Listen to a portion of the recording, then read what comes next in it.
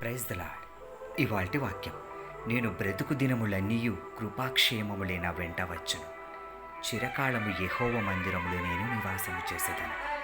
ఆయన మందిరంలో నీ వసిస్తే అబ్రహాము వెంట వచ్చిన కృపాక్షేమములు నీ వెంట వచ్చును. హానోకు ఇంట వచ్చిన కృపాక్షేమములు నీ వెంట వచ్చును. కారణం, ఆయన సన్నిధిలో నువ్వు నివసిస్తేనే దేవుడు నీ కాపరి.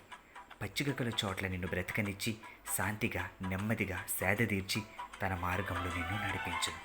నోవాహు వెంట వచ్చిన కృపాక్షేమములు నీ వెంట వచ్చును. నయమాను వెంట వచ్చిన కృపాక్షేమములు నీ వెంట వచ్చును.